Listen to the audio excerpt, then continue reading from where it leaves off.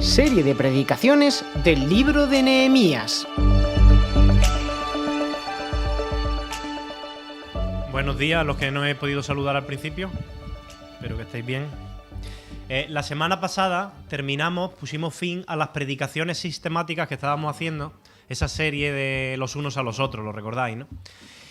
A partir de este domingo comenzamos una nueva serie de predicaciones sobre el libro de Nehemías, ¿ok? Pero antes de entrar al libro de Nehemías, antes de entrar a las predicaciones, a mí me gustaría hacer un muy rápido repaso al contexto de este libro, porque eso nos va a permitir entender mejor lo que este libro quiere decirnos, ¿no? Os hago una pregunta, a ver los que hicieron hace muchos años el curso este de capacitación bíblica, si se acuerdan. ¿Qué ocurrió en el año 586 a.C.? Es una pregunta muy importante de la historia de Israel. En el año 586 a.C.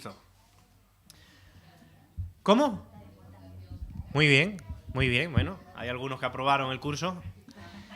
En el año 586 a.C. fue uno de los años más tristes y oscuros de toda la historia de Israel, del pueblo hebreo. Fueron conquistados por el temido imperio babilónico. Este imperio arrasó por completo con el reino del sur, que era el que quedaba, con Judá. Destruyeron Jerusalén, que es considerada la ciudad santa. Destruyeron el templo, que es el lugar más sagrado e importante para los judíos, pues lo reducieron a un montón de escombros y ceniza. Las puertas de la ciudad y los muros fueron completamente demolidos y las casas de todos los hebreos ardían en llamas. Los babilonios tuvieron un comportamiento salvaje con este pueblo hebreo. Mataron a un montón de hombres, mataron a un montón de mujeres, incluso embarazadas, les rajaban la barriga, según las descripciones del Antiguo Testamento, sacaban a sus bebés y los estrellaban contra la roca. Eso es lo que encontramos en las descripciones que se dan en el Antiguo Testamento. Muchos hombres, mujeres y niños murieron. Y luego, los que quedaron vivos, si eran pobres, se les dejaba allí en la ciudad completamente abandonados, sin recursos, a su suerte. Y a los más ricos, a los hebreos más ricos, los exiliaron, los deportaron y se los llevaron cautivos con ellos a Babilonia como esclavos. Y allí estuvieron durante décadas siendo esclavos de los babilonios.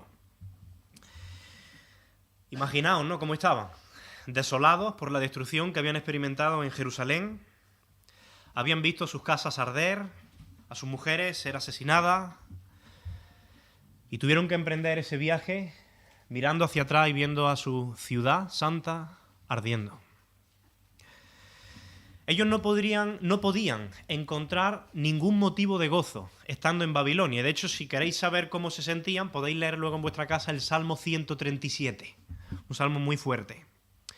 Pero, siempre hay un pero, Dios siempre es fiel. Y aun cuando su pueblo fue infiel y desobedeció una y otra vez, y de hecho las consecuencias de esto fue precisamente por el pecado de ellos, Dios iba a ser fiel con su pueblo, iba a cumplir su pacto, y Dios había anunciado a través de los profetas, por ejemplo Isaías, que si ese pueblo rebelde se arrepentía y confesaba su pecado, Dios iba a levantar de nuevo, iba a hacer resurgir a este pueblo de la ceniza. Y eso fue lo que sucedió. Si conocéis la historia, sabréis que el Dios soberano, que controla la historia, permitió que otro imperio... ¿Qué imperio? A ver, ¿quién lo sabe? El imperio persa. Que el imperio persa en el año 539 a.C. conquistara al imperio babilonio, que tenía cautivos a los hebreos. Y ahora el rey de Persia, que se llamaba Ciro, muy bien, promulgó un decreto que permitía ¿el qué? Exactamente, que los judíos que habían sido llevados cautivos a Babilonia pudieran volver de regreso a Jerusalén para reconstruir el templo. ¿Quién lideró a ese primer grupo de judíos que llegó a Jerusalén a reconstruir el templo? ¿Lo recordáis? Antes de Esdras y antes de Nehemías, ¿hubo otro? Por ahí. Zorobabel. Muy bien. Zorobabel, un judío que dirigió al primer grupo en la reconstrucción del templo. Pero esa reconstrucción se paralizó porque encontró mucha oposición. Tiempo después, Ciro, el rey de Persia, murió, le sucedió otro rey, Artajerjes, os sonará, y este permitió un segundo regreso de otro grupo de judíos a Jerusalén, liderado en esta ocasión ¿por quién? Por Esdras. Muy bien, primero Esdras. Y Esdras, pues, completó de alguna manera aquella reconstrucción iniciada por Zorobabel del templo y también recordó la importancia de la palabra de Dios en ese pueblo. Y después, Artajerjes, este rey de Persia, va a permitir un tercer y último regreso de judíos a Jerusalén. ¿Bajo el liderazgo de quién? De Nehemías, el autor del libro que nosotros vamos a comenzar en el día de hoy, ¿vale?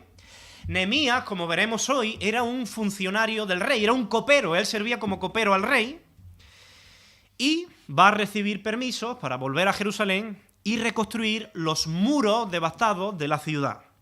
De eso se trata el libro, ¿no? Ahora, yo quiero que conozcamos un poco a Nehemías, así que me gustaría que abrieras tu Biblia conmigo en Nehemías capítulo 1. Hoy vamos a ver los 11 primeros versículos. Nehemías del 1 al 11, del capítulo 1. En pantalla van a ir apareciendo también los versículos, ¿vale? ¿Quién era Nehemías? Dice así, versículo 1. Palabras de Nehemías, hijo de Acalías. Ya sabemos de quién era hijo. Aconteció en el mes de Quisleu, Quisleu en el calendario judío correspondería con nuestro mes de septiembre, ¿vale? Dice, aconteció en el mes de Quisleu, en el año 20, ahora, ¿en el año 20 de qué? Bueno, ellos medían los años según el reinado, o los años que llevaba reinando el rey. Así que en el año 20 del reinado del rey actual, que era Artajerjes. ¿Y dónde estaba Nehemías? ¿Estando yo dónde? En Susa, capital del reino, capital de Persia. Susa es la capital de Persia. Ahora, la pregunta es, ¿qué hacía Nehemías, un judío, en Susa, la capital del imperio persa? Bueno, si queremos saber la respuesta, tenemos que irnos al final del versículo 11. ¿Qué dice al final del versículo 11? Fíjate lo que dice. Porque yo servía de copero al rey. Nehemías era el copero del rey de Persia. Ese era uno de los cargos más importantes que había en la corte del rey. Y solo se le otorgaba a las personas en las que el rey podía confiar, poner toda su confianza. ¿Cuál era la función del copero? Bueno, su función era servir el vino al rey o a los invitados si se trataba de un banquete. Pero, además, el copero tenía que hacer ¿qué? Exactamente, tenía que probar no solamente el vino, sino también la comida antes de servirla, por si alguien quería atentar contra el rey y envenenarlo. Lo cual, a nosotros quizás nos parece extraño, pero en aquel tiempo era más típico de lo que podemos imaginar. Así que el copero era alguien que arriesgaba su vida por el rey todos los días. Ahora bien, Nehemías era judío, como su propio nombre también indica. Era parte de ese pueblo que antes hemos visto, que 141 años atrás había sido llevado cautivo a Babilonia. Evidentemente, Nehemías todavía no había nacido en aquel tiempo, cuando aquello ocurrió. Nehemías nació en Persia, pero él conocía muy bien la historia de lo que había sucedido con los judíos, porque sus compatriotas judíos pues le habían contado la historia. Así que él supo de ese terrible sufrimiento que 141 años atrás había experimentado su pueblo. Además, allí en Susa, en la capital del imperio, constantemente llegaban caravanas de distintos lugares, también de Jerusalén, y él siempre preguntaba a estas personas, pues, por su gente allí y por Jerusalén. Fíjate lo que dice el versículo 2. Dice que vino Anani, uno de mis hermanos, dice Nehemías, es decir, otro judío como yo, con algunos varones de Judá, precisamente, donde la ciudad que había sido arrasada, con algunos varones de Judá, y les pregunté, ¿por qué? Por los judíos que habían escapado, que habían quedado de la cautividad, es decir, los judíos que no fueron llevados cautivos a Babilonia, sino que se habían quedado allí con la ciudad destruida, sin recursos, abandonados. Y dice que preguntó por ellos, por las personas, y por Jerusalén, y por la ciudad, ¿no? Ahora, quiero que os fijéis desde ya que el texto nos está presentando a Nehemías como un creyente que se interesa y que se preocupa por los demás. A pesar de que él tenía toda su vida solucionada, piénsalo, tiene un trabajo con el que cobra muy bien, está al lado del rey todos los días, no le falta de ningún lujo en el palacio real del imperio persa. Pero Nehemías no es una persona ensimismada, no está pensando en sí mismo. Y aquí ya estamos pasando de conocer a Nehemías de una manera superficial, como un simple judío que era copero del rey, un funcionario que vivía en Susa, a conocerlo de una manera mucho más profunda, a ver cómo era su corazón, su carácter. Nehemías, a pesar de que él no había experimentado en su propia carne aquel cautiverio, él siente el peso y la vergüenza de su pueblo Judá que está destruido, que está arrasado. Y aunque todas estas cosas que nos está narrando ocurrieron bastantes siglos antes de, por ejemplo, el nacimiento de Jesucristo y el origen del cristianismo, la actitud de Nehemías es una actitud muy cristiana. Él está llorando con los que lloran. Él está sufriendo con los que sufren. Él está amando a su prójimo como a sí mismo. Y no solo eso. Si tú examinas con cuidado los primeros 11 versículos del capítulo, ¿sabes cuál es la palabra que más se repite? El término que más se repite es siervo. Siervo. Aparece en el versículo 6, aparece en el versículo 7, aparece en el versículo 8, aparece en el versículo 10 y aparece hasta en 3 ocasiones en el versículo 11. La única ambición que tenía Nehemías era ser un fiel siervo de Dios en su generación. Punto. Por eso la predicación de hoy la he titulado La preparación de un siervo de Dios. Y también para esto él estaba demostrando una actitud muy cristiana, porque al igual que Jesús, él no vino para ser servido, sino para servir y para dar su vida en rescate por mucho. Y el texto no solamente nos está dejando ver el corazón compasivo y generoso de Nehemías, también nos está enseñando cuáles eran las prioridades de Nehemías. Fíjate en el versículo 2, que dice lo siguiente. Cuando él pregunta a estos varones que han llegado en caravana desde Judá, fijaos lo que le pregunta. Dice que le pregunta por los judíos que habían escapado, eso es lo primero. Primero por los judíos que habían escapado y que habían quedado en la cautividad.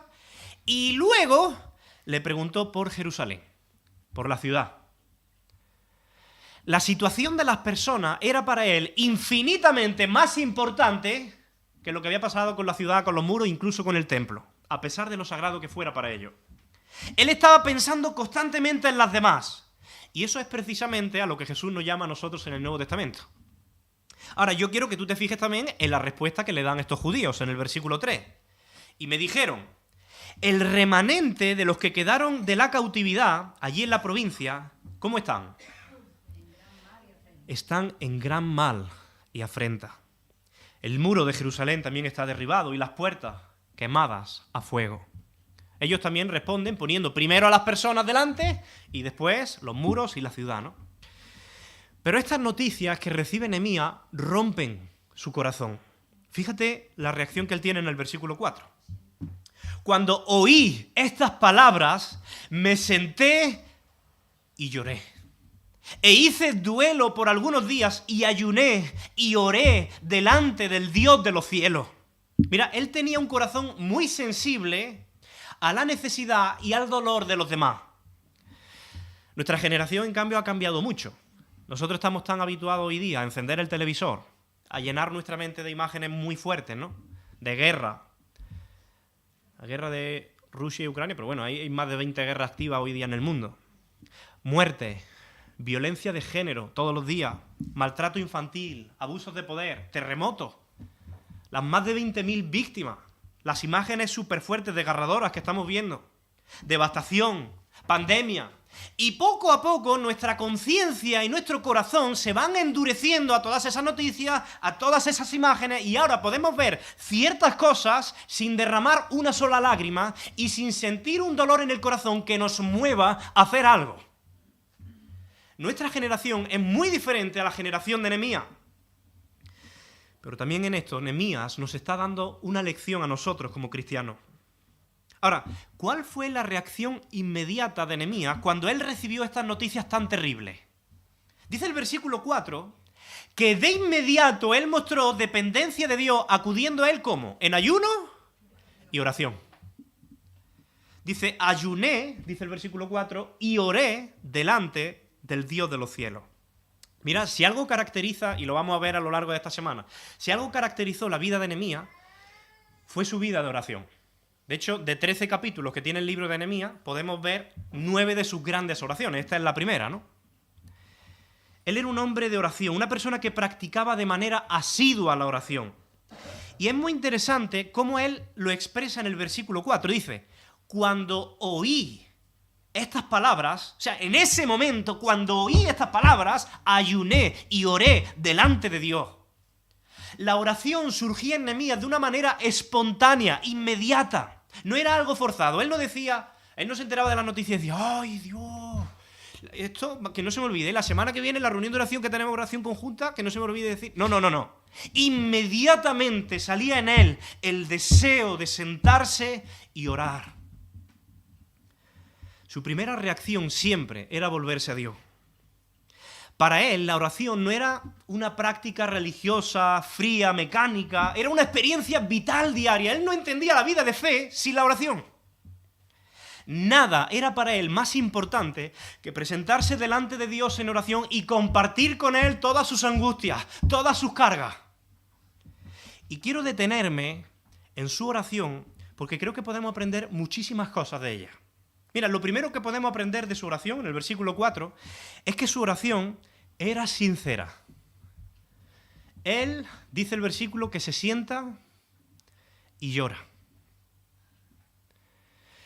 El cautiverio babilónico había ocurrido hace más de 140 años antes de que Nehemías naciera.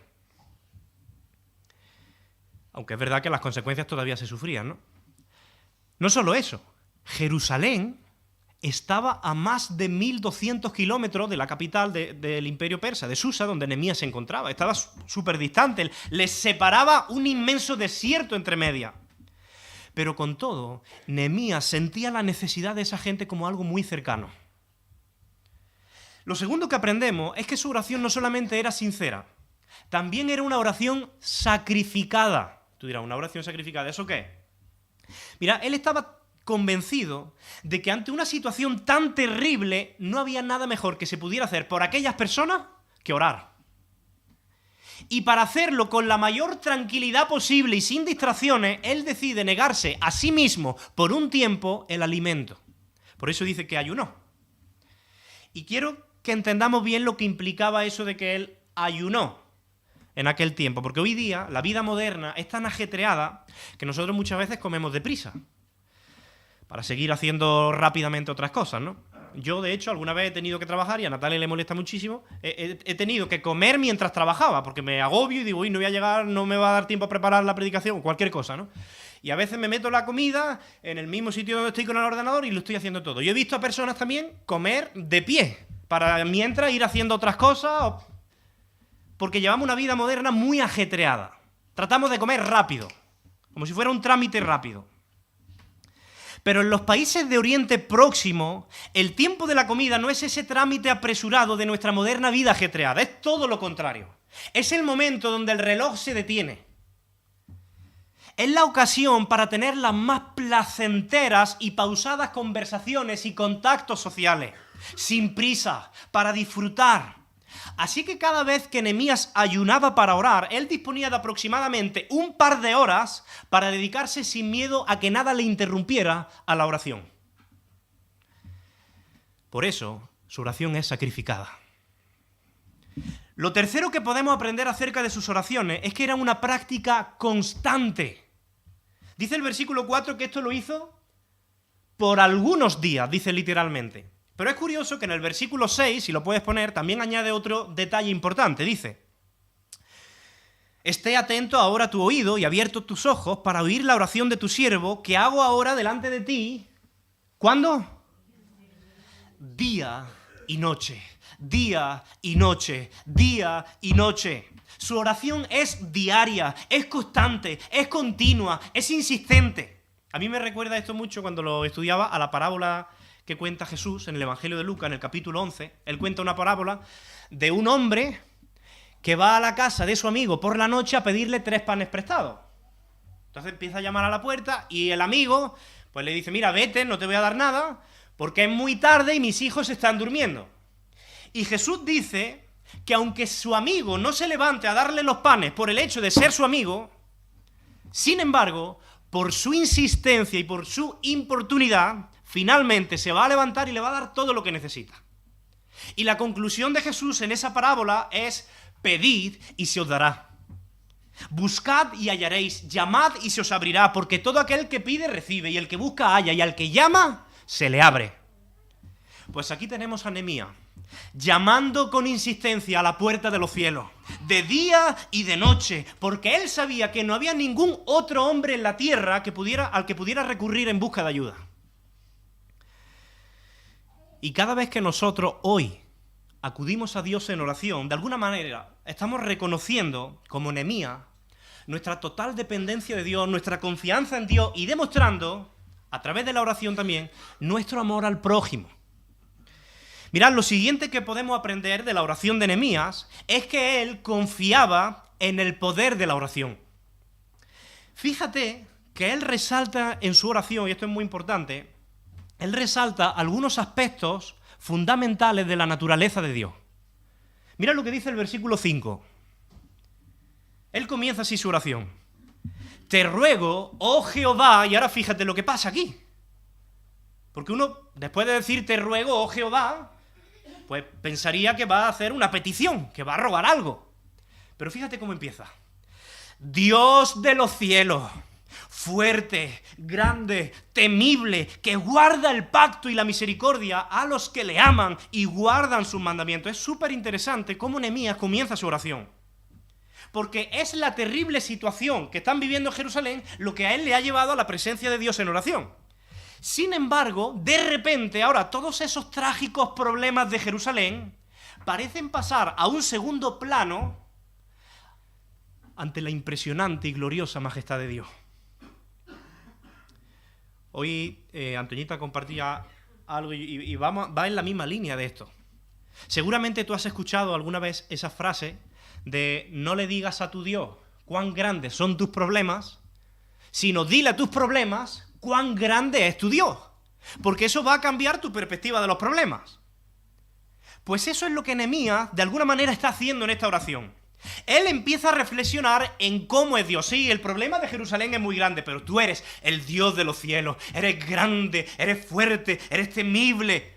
Y empieza a meditar en la grandeza de Dios, en la grandeza de Dios, y de repente Nehemías comienza a verlo todo desde otra perspectiva, mucho más esperanzadora. De hecho, lo que comenzó siendo una oración ya se está convirtiendo en una adoración, fíjate. Y en lo primero que Nehemías reflexiona es en la soberanía de Dios. Dice, Señor, tú eres el Dios de los cielos, o el Dios del cielo. Esta expresión, Dios de los cielos, refleja de una manera muy gráfica la soberanía universal de Dios. Lo que Nehemías está haciendo es poner las cosas en perspectiva. Él recuerda que se encuentra en Susa, en la capital del Imperio Persa. Pero su problema, aquello que le angustia, se encuentra a más de 1200 kilómetros de distancia en Jerusalén. Y ambas ciudades, la rica como la pobre, la fuerte como la débil, la orgullosa como la quebrantada, no son más que dos diminutas manchas en la inmensidad del universo. Y tú eres el Dios del cielo, de los cielos.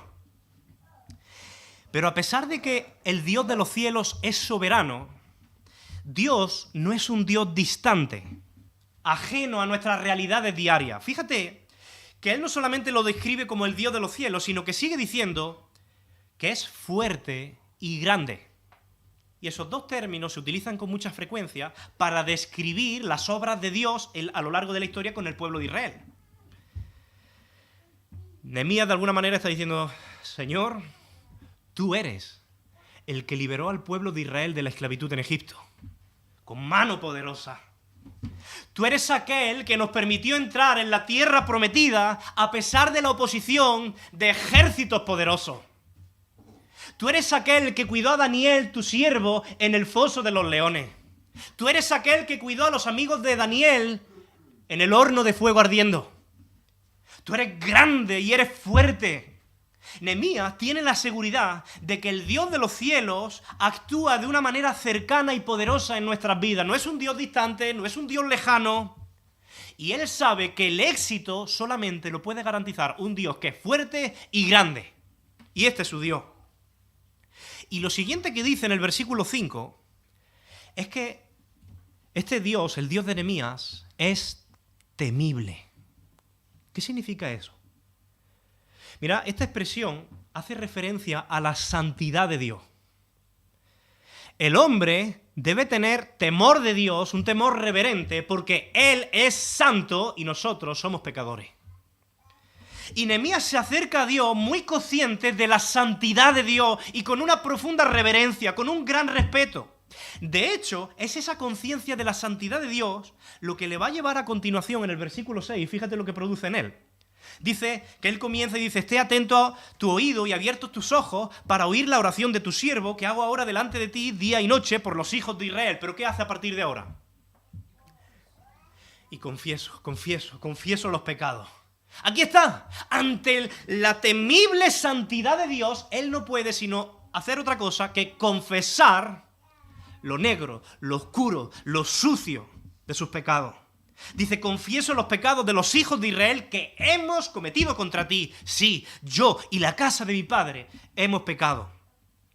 La lección es obvia. Cuanto más conozcamos la santidad de Dios, mayor conocimiento y mayor sensibilidad vamos a tener hacia nuestros propios pecados.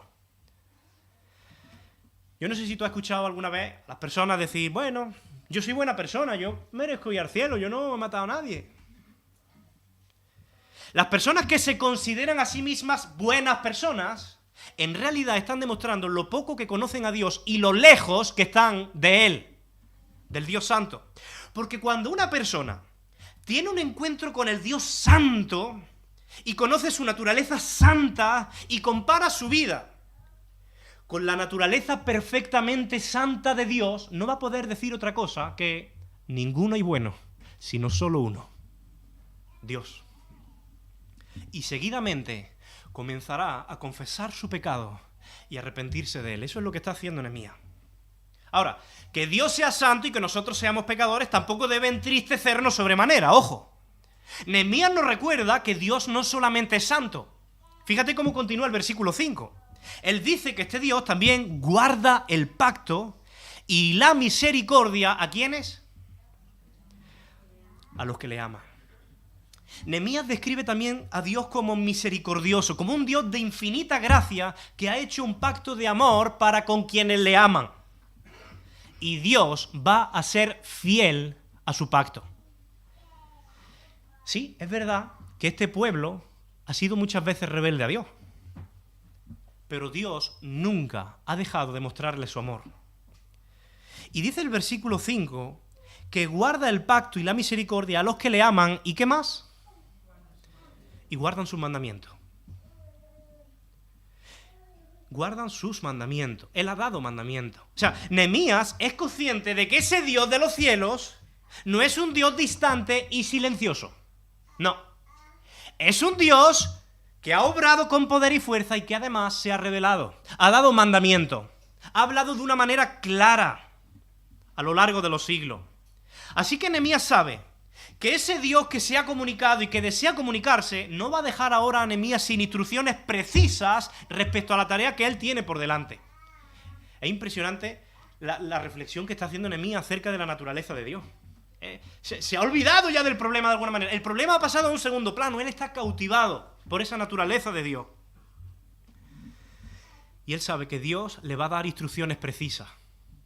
Mira, muchas veces nosotros decimos: bueno, es que no sé, cuando somos los jóvenes o vuestros hijos, no sé qué carrera tengo que estudiar, no sé si debería mudarme, no sé si debo cambiar de trabajo, no sé si debo iniciar este proyecto o no sé si debería actuar de esta manera o de esta otra.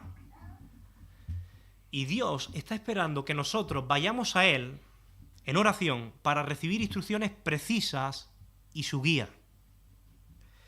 Y ese Dios que desea comunicarse y que de hecho lo hace, fíjate que también presta atención y escucha las oraciones.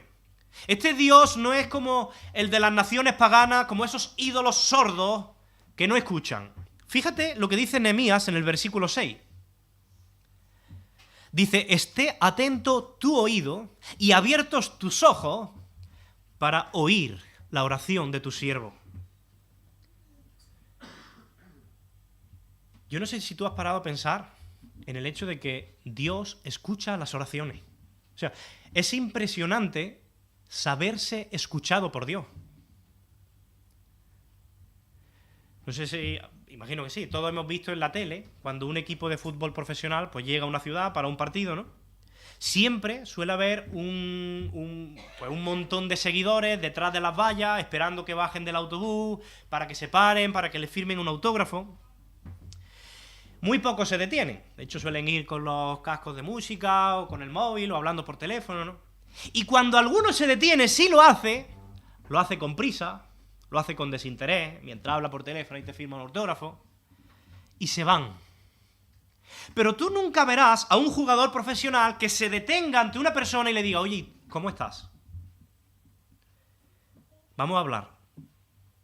Te quiero escuchar. Messi, Cristiano Ronaldo, nunca se va a parar con ese chico que está ahí desde las 7 de la mañana haciendo cola en la valla, esperando un autógrafo.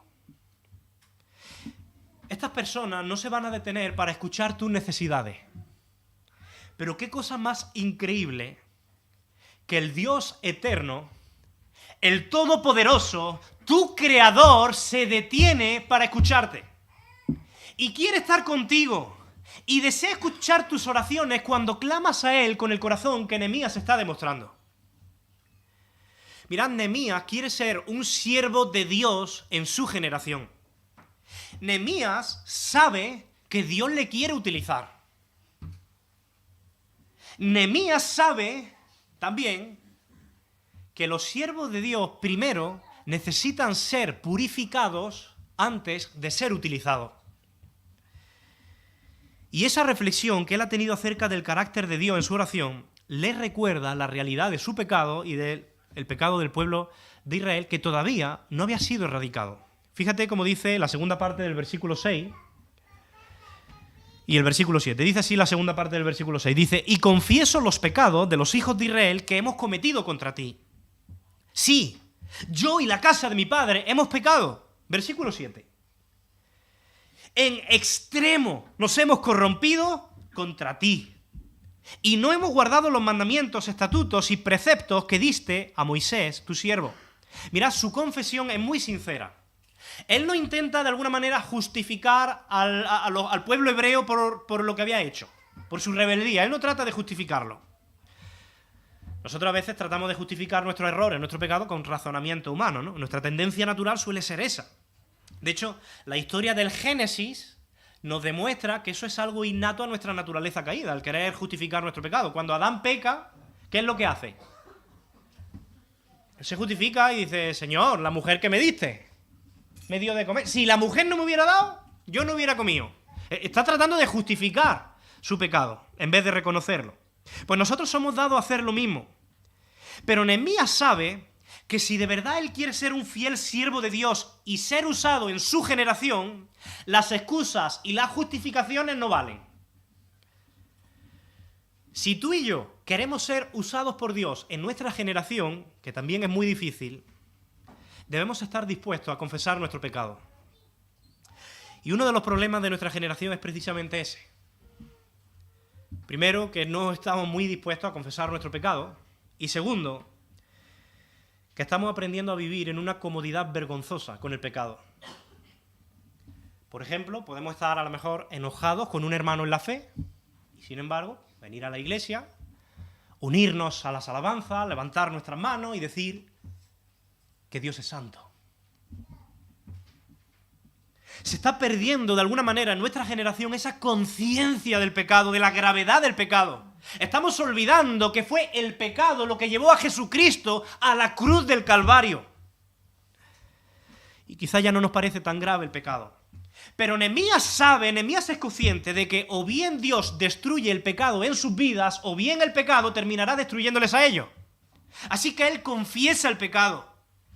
Y fíjate que primero él pide perdón, en el versículo 6, la segunda parte, primero él pide perdón por los pecados de los hijos de Israel. Dice, confieso los pecados de los hijos de Israel. Pero luego él mismo se incluye. Los pecados de los hijos de Israel que hemos, ya se mete, cometido contra ti. Sí, yo, y ahora se pone el primero, yo y la casa de mi padre hemos pecado. Mira, esto es muy interesante, porque Nehemías, hemos dicho que él no pertenecía a ese pueblo rebelde que 141 años antes había sufrido el cautiverio en Babilonia. Y sin embargo, él se reconoce tan pecador como ellos. Él se mete ahí en el grupo. ¿Por qué lo hace? Él podía haber dicho, mira, Señor, te pido perdón por los pecados de aquel pueblo rebelde y cabezón, que fueron tercos y te dieron la espalda. Pero yo, gracias a Dios, he aprendido de sus errores y no soy como ellos. Él podía haber orado así. Si Nehemías se hubiera comparado con aquel pueblo rebelde de 141 años atrás que sufrió el cautiverio, Nehemías podría haber dicho eso. Comparado con ellos, yo soy buena persona. Pero es que Nehemías no se está comparando con ellos. Porque ellos no son nuestro estándar de justicia. Nadie va a ir al cielo por comportarse mejor que ellos. El Dios santo que nos ha creado es nuestro único estándar de justicia que nosotros tenemos que satisfacer. Él es nuestra vara de medir, ninguna otra. Y cuando Nehemías se compara con la perfecta santidad de Dios, no podía sino reconocerse como el primero de los pecadores. Yo primero, y luego mi pueblo. Y es interesante ver por lo que Nehemías pide perdón a Dios en el versículo 7. Dice, en extremo nos hemos corrompido contra ti. ¿Cómo? Dice, porque no hemos guardado los mandamientos, estatutos y preceptos que diste a Moisés tu siervo. No hemos guardado. Mira, para Nehemías el pecado, y esto es interesante, no solamente consiste en hacer lo que sabemos que está mal. También consiste en no hacer lo que sabemos que es correcto. Es lo que los teólogos han llamado el pecado de omisión. Hay pecado de comisión, cuando hacemos algo que sabemos que está mal, y el pecado de omisión, cuando no hacemos lo que sabemos que está bien. Es saber que lo más correcto sería actuar de cierta manera, pero por pereza, por apatía o por dejadez, pues no hacerlo. Y Nehemías se está reconociendo, Señor, nosotros conocíamos tus mandamientos, sabíamos lo que era justo, recto, bueno, pero a pesar de saberlo, no lo hicimos. ¿Recordáis lo que dijo Santiago, el hermano de Jesús, en el Nuevo Testamento, en su epístola? En el capítulo 4, versículo 17, dice, el que sabe hacer lo bueno y no lo hace, eso también le es contado como pecado. Tan grave como el otro, aunque no nos lo parezca. Y Nehemías sabía que su pueblo allí en Jerusalén necesitaba urgentemente ayuda. Y que no hacer nada pudiendo hacer algo constituía una falta grave delante de Dios. Y las ordenanzas que Dios dio a través de Moisés, su siervo, que él cita aquí, Nehemías, Jesús las resumió en dos, porque hay muchas ordenanzas que Moisés dio a su pueblo, pero Jesús las resume en dos. ¿En qué las resume Jesús en el Nuevo Testamento? Amar a Dios con todo nuestro corazón y amar a nuestro prójimo como a nosotros mismos. Y es muy interesante que Nehemías, a través de este ayuno y de esta oración intensa, él está demostrando primero su amor a Dios, su dependencia de Dios. Pero en ese compromiso de ayudar a Jerusalén está demostrando también su amor al prójimo. El amor de Nehemías, como diría luego el apóstol Juan siglos después, no es ni de palabra ni de lengua, sino de hecho y en verdad. Su oración pasa a la acción. Y esto nos deja ver que si una oración es sincera, siempre irá seguida de la voluntad de obedecer a Dios, siempre. De hecho, la oración cristiana es oración. La oración cristiana es oración. Y algo que me parece muy curioso en la confesión también de Nehemías, y que quizás podemos pasar por alto, si puedes poner el versículo, este mismo. En varias ocasiones él reconoce que hemos pecado, dice hemos pecado, pero no solamente dice eso, añade un detalle importante. Hemos pecado contra ti. Contra ti. Mirad, todo pecado es principalmente un pecado contra Dios. A veces el pecado puede también afectar o no a otras personas, pero siempre va a afectar a Dios. ¿Recordáis al rey David cuando él pecó, cometió adulterio acostándose con Betsabé, la esposa de Urías? Dios le hace ver a través de un profeta pues su pecado y él escribe el Salmo 51 en ese momento. Y en el Salmo 51, lo leo, en el versículo del 1 al 4, fíjate lo que David dice. Dice, ten piedad de mí, oh Dios, conforme a tu misericordia. Conforme a la multitud de tus piedades, borra mis rebeliones, lávame más y más de mi maldad, y límpiame de mi pecado, porque yo reconozco mis rebeliones, y mi pecado está siempre delante de mí. Y ahora fíjate lo que dice. Contra ti solo he pecado y hecho lo malo delante de tus ojos. David reconoce que su pecado no es solamente contra Betsabé y contra su esposo Urías, sino principalmente solo contra ti. Hoy muchas personas viven en pecado y dicen, bueno, a mí no me parece que esto sea tan malo, yo no hago daño a nadie, esto no hace daño a nadie. ¿Verdad que hemos escuchado eso? Pues es mentira. Porque aunque tu pecado no haga directamente daño a ninguna otra persona, siempre será una ofensa grave y hará daño a la santidad de Dios. Siempre, sin excepción. Y Nehemías lo sabe. Por eso también él sabe que necesita confesar ese pecado, porque él tiene la convicción de que por grande que sea un pecado, por grande que nos pueda parecer un pecado, si uno lo confiesa a Dios, ese pecado va a ser de inmediato perdonado en toda su extensión y por toda la eternidad. Él tiene esa confianza. Él sabe que Dios está deseando perdonar nuestros pecados. Él está mucho más dispuesto a perdonar nuestros pecados de lo que nosotros generalmente estamos dispuestos a confesarlo. Así que Nehemías se acerca con confianza al trono de la gracia, como dice Hebreos, con la certeza de que él va a alcanzar misericordia y gracia por parte de Dios. Y en su oración él hace otras dos cosas que yo creo que hacemos muy bien si nosotros las imitáramos hoy día. Fíjate que es lo primero que hace en su oración, en el versículo 8 y 9, lo primero que él va a hacer es recordar las promesas de Dios. Dice el versículo 8, en adelante, dice, acuérdate ahora de la palabra que diste a Moisés tu siervo. ¿Cuál fue esa palabra? Bueno, dice así, si vosotros pecareis, le dijo Dios, yo os dispersaré por los pueblos. Eso es precisamente lo que sucedió en el cautiverio. Pero, versículo 9, y aquí viene la promesa de Dios, si os volviereis a mí y guardareis mis mandamientos y los pusiereis por obra, es decir, el arrepentimiento, aunque vuestra dispersión fuere hasta el extremo de los cielos, de allí os recogeré y os traeré al lugar que escogí para hacer habitar allí mi nombre. Esta es una promesa de perdón, de restauración, si ellos se arrepentían. Y Nehemías, inspirado por esta promesa de Dios que él ha dado en el pasado, encuentra fuerza para enfrentarse a un futuro incierto. Por eso creo que es fundamental que estudiemos la palabra, que aprendamos cuáles son las promesas que Dios nos ha dado a nosotros como su pueblo también. Porque van a ser esas promesas las que nos van a sostener en los días nublados que van a venir, en los días en los que estamos débiles. Y de hecho vivimos en un mundo donde constantemente estamos siendo tan bombardeados con malas noticias, con amenazas de guerras, enfrentando un futuro incierto, no sabemos ni lo que va a pasar este año, que hacemos muy bien en conocer y recordar las promesas de este Dios que gobierna la historia, porque sus promesas son sí y amén, y se van a cumplir todas. Piensa en esto.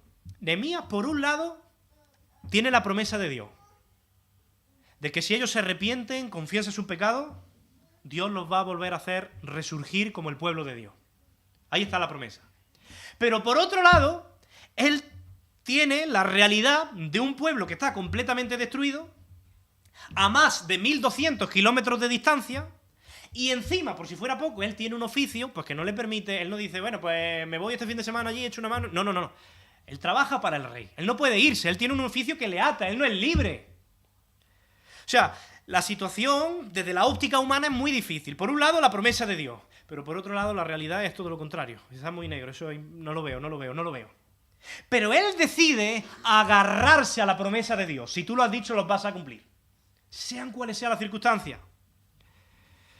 Porque si hay algo que nos ha enseñado la historia, y también la experiencia de miles de cristianos a lo largo de los siglos, es que Dios siempre cumple sus promesas. La pregunta es, ¿conocemos nosotros las promesas que Dios nos ha dado? Y en segundo lugar, algo que Él hace y que nosotros haríamos bien también en hacer en nuestra oración, es que él recuerda los actos de Dios en el pasado. Fíjate lo que dice Nehemías en el versículo 10. Dice: ellos, pues, son tus siervos y tu pueblo, los cuales redimiste, pasado, con tu gran poder y con tu mano poderosa. Nehemías sabe que si Dios les ha sorprendido tantas veces y ha intervenido tantas veces con su mano poderosa en el pasado, pues también lo puede hacer ahora, no hay ninguna diferencia. Así que eso le permite mirar hacia adelante con confianza, con esperanza. Y a nosotros como iglesia, hoy, también nos vendría muy bien detenernos de vez en cuando y mirar atrás. Y pensar en todas las intervenciones de Dios en nuestra vida. Todas las oraciones contestadas, todas aquellas circunstancias difíciles que en su momento nos atemorizaron, nos hicieron estar inquietos, pero en las que Dios no nos dejó solos, y vimos su mano, y vimos su consuelo, y vimos su compañía. Porque esto nos va a animar para mirar al futuro con esperanza. Ahora bien, fíjate que Nehemías ya se está viniendo arriba. Está recordando las promesas de Dios, lo que Dios ha hecho en el pasado con ellos. Él, animado por esas promesas y con esa confianza, él podría haber dicho que me voy. Que hago esta tarde mismo las maletas, le pido los permisos al rey Artajerjes y esta misma tarde me voy de regreso a Jerusalén. Pero él no hizo eso. Él sabe que toda acción siempre, primeramente, debe estar precedida por la oración. Si no, vamos a meter la pata con mucha frecuencia. Sería muy insensato para él presentarse en ese momento, en un momento inoportuno, delante del rey Artajerjes y encima hacerle una petición inoportuna. Porque podía rodar su cabeza literalmente por la arena. Así que él quiere actuar de la manera correcta, en el momento correcto. Y como veremos la semana que viene con Tony, Nehemías se pasa 4 meses orando antes de que Dios le provea el momento oportuno para hablar con el rey Artajerjes y hacerle la petición. 4 meses, de día y de noche, de día y de noche, de día y de noche. Qué difícil es a veces saber esperar y confiar en los tiempos de Dios. Nosotros ante una situación pues, que nos provoca angustia, pues queremos solucionarlo ya, cuanto antes. Y a veces pasamos a la acción antes de la oración. Y Nehemías nos está recordando que el primer paso antes de toda actividad debería ser la oración. Él quiere hacer las cosas bien. Y él sabe que hacer las cosas bien es hacerlas al modo de Dios, en el tiempo de Dios.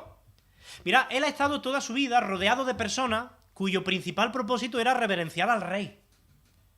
Pero Nehemías es diferente.